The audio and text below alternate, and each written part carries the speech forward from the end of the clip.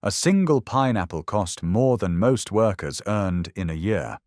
Victorian aristocrats ate food so expensive that ordinary people never saw it, let alone tasted it. The gap between aristocratic and working-class food was enormous.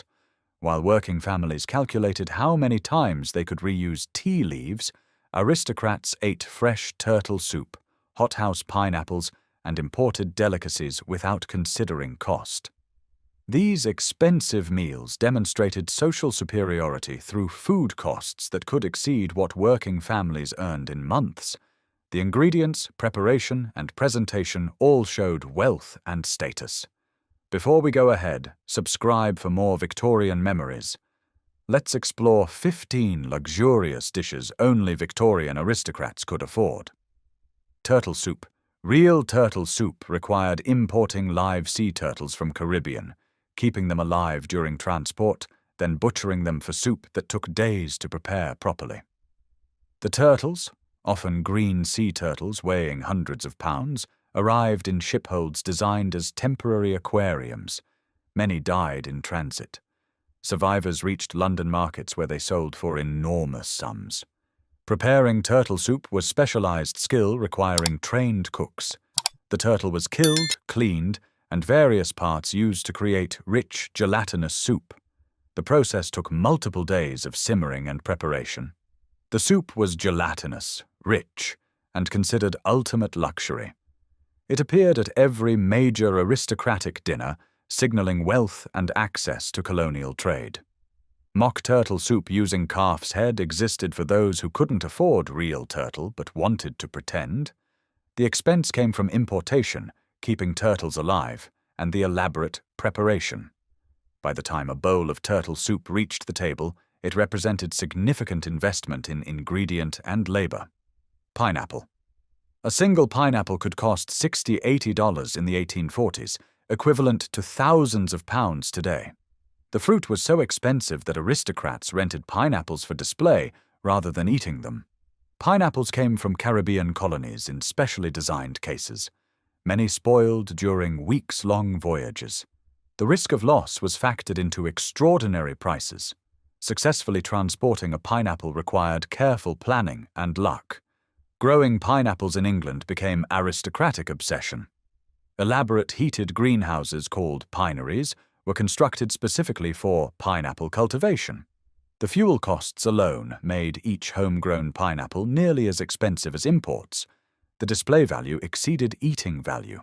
Pineapples appeared as table centerpieces at dinners where guests understood the cost. Some aristocrats never ate their pineapples, keeping them on display until they rotted. Rental markets existed for pineapples. An aristocrat could rent a pineapple for an evening's display, return it afterward, and let another host rent the same fruit. The rental system existed because consumption seemed wasteful when visual. Impact was the point. Ortolans, these tiny songbirds, were captured, fattened in darkness, drowned in brandy, roasted whole, and eaten in single bites, bones, organs, and all. The preparation was cruel and expensive. Ortolans came from France where they were netted during migration. The birds were kept in dark boxes and force-fed, similar to foie gras production. When properly fattened, they were drowned in Armagnac brandy. The roasting had to be brief, just enough to cook the tiny bird while keeping it juicy. Diners ate them whole, crunching through delicate bones and consuming everything including head and organs. The flavor was intensely rich. Brandy-soaked fat, tiny organs, and delicate bird meat all in one bite. Victorian aristocrats considered ortolans the height of gastronomic indulgence. The cost reflected the labor of capturing, fattening, preparing, and transporting these special birds. They appeared only at most elite tables and represented conspicuous consumption at its extreme. Oysters Rockefeller. Created in 1899, this dish combined oysters with incredibly rich sauce, featuring butter, herbs, and expensive ingredients. The name referenced John D. Rockefeller because the sauce was as rich as the wealthiest man alive. The dish was developed at Antoine's restaurant in New Orleans when snails became scarce. The chef substituted oysters and created sauce so decadent it became legendary. The original recipe remains secret. The sauce contained shallots, chopped greens, butter, and undisclosed ingredients, creating incredibly rich flavor. Each oyster was topped with this mixture and baked until the topping was golden. While oysters themselves were relatively affordable, the oysters' Rockefeller preparation elevated them into luxury territory through the elaborate, expensive sauce and skilled preparation required. The dish became standard at aristocratic dinners because it demonstrated both wealth, affording the rich ingredients, and sophistication through knowledge of fashionable cuisine. Foie gras. Fattened goose liver was extreme luxury, requiring months of force-feeding geese to produce enlarged, fatty livers that were then prepared as pâté or sliced medallions. The production involved force-feeding geese corn and grain multiple times daily through tubes inserted down their throats. The process enlarged their livers to many times normal size through fatty deposits. The resulting liver was rich, buttery, and unlike any other food.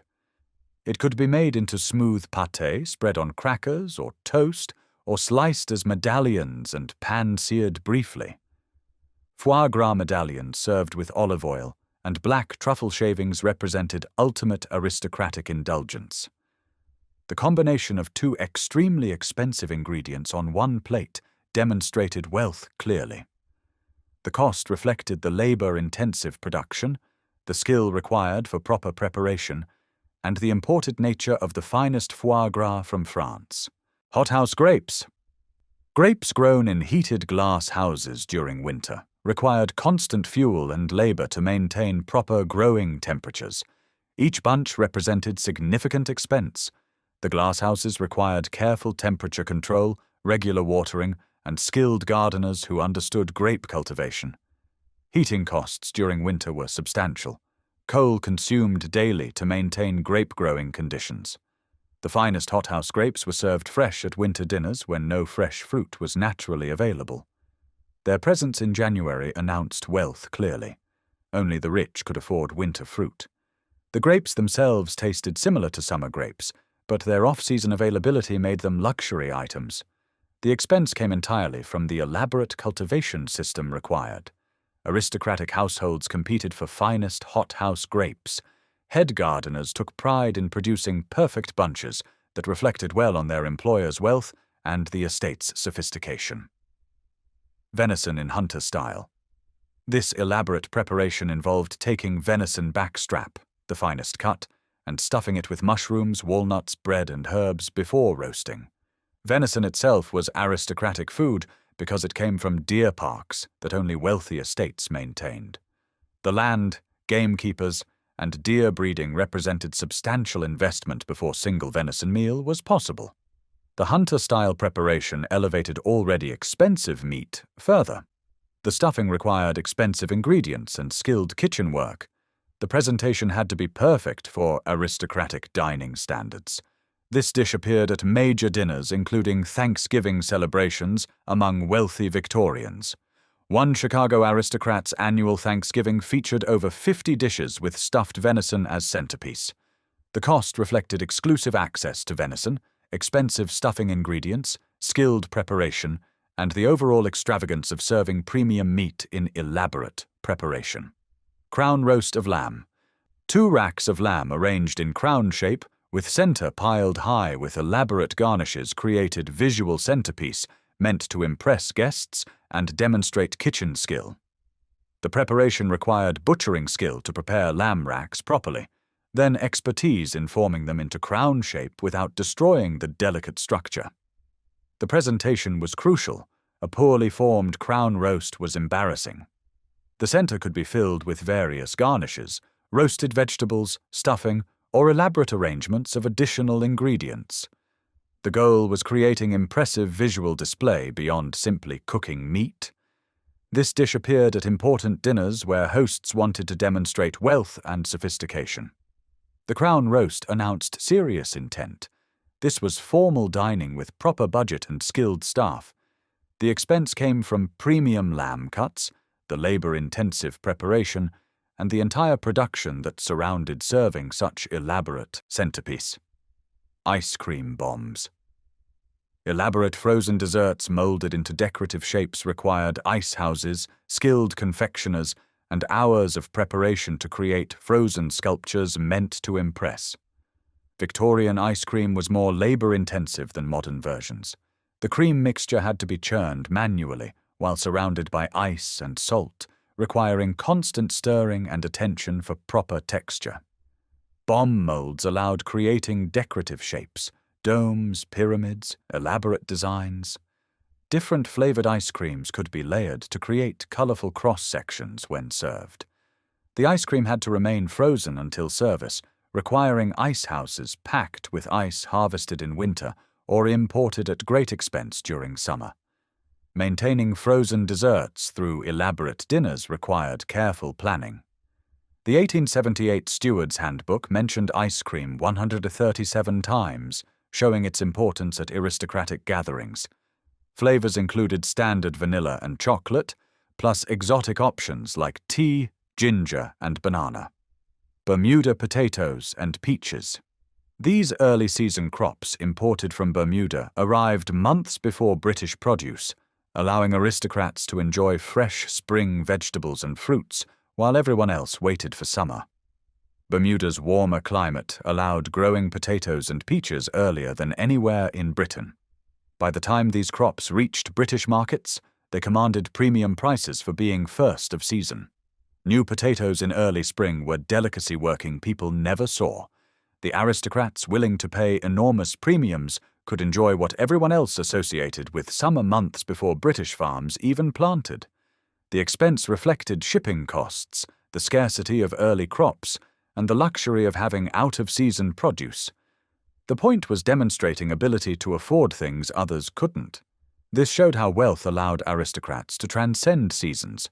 Working people ate seasonally because they had no choice. Aristocrats ate whatever they wanted whenever they wanted.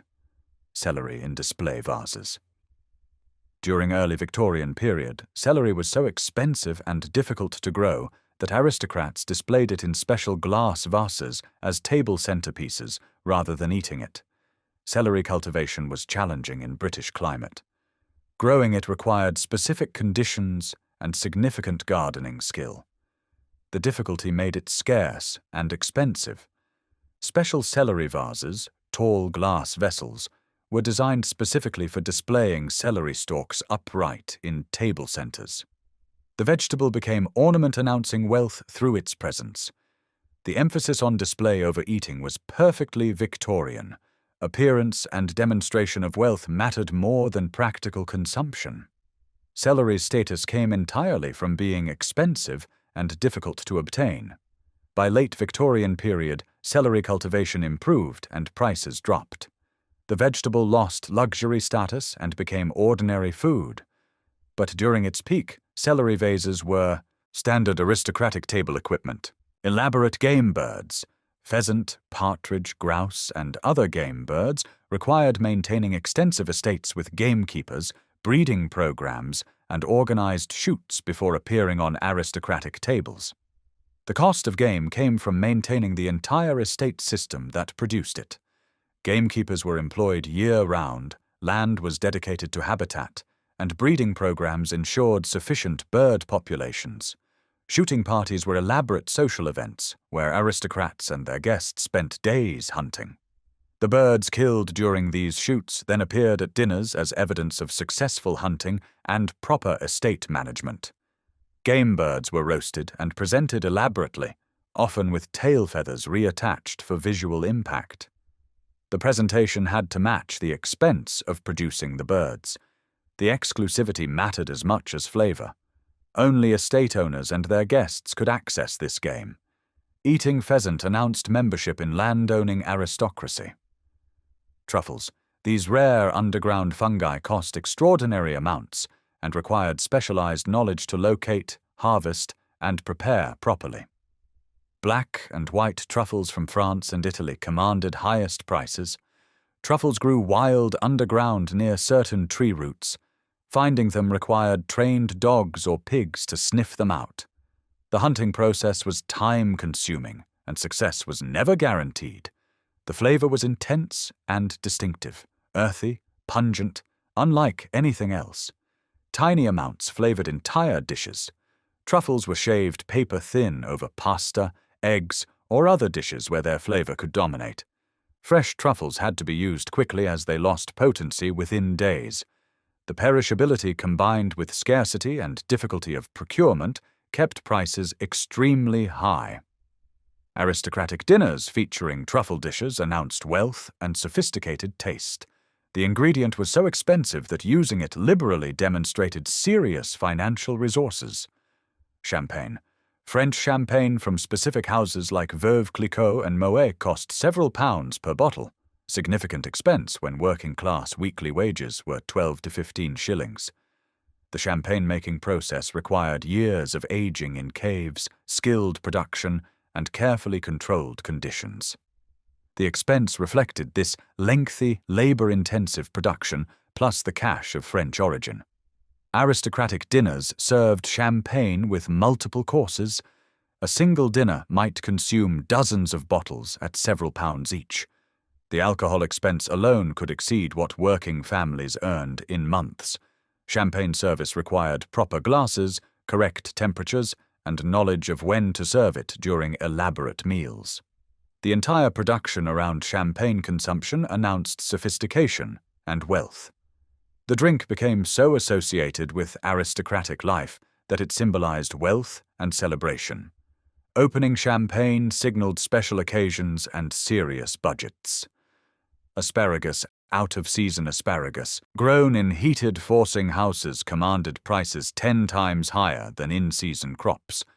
Winter asparagus announced wealth clearly through its impossible availability. Growing asparagus out of season required heated growing beds, careful temperature control, and skilled gardening. The forcing process brought spring vegetables to winter tables at enormous expense.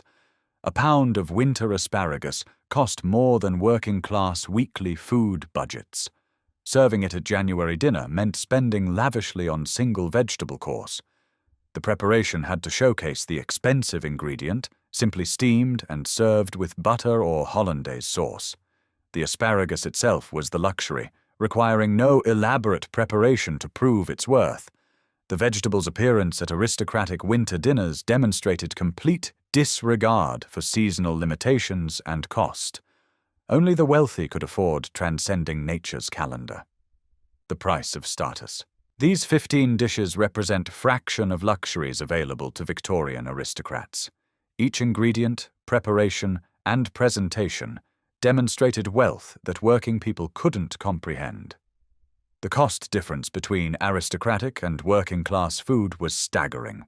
A single aristocratic dinner could cost more than working families earned in a year. The gap revealed how completely Victorian society was divided by class. Aristocratic dining combined expense with performance. The food had to taste good, but appearance and cost mattered more. Impressing guests with unattainable luxuries was the point. Modern people have access to foods that were once exclusively aristocratic. Pineapples, asparagus, and ice cream are affordable now. Victorian aristocrats ate them to announce their superiority. The foods themselves mattered less than their expense and exclusivity. So, which luxury dish surprises you most? Let me know in the comments. If you enjoyed this look at Victorian aristocratic dining, subscribe for more stories about class differences in the past. Thanks for watching.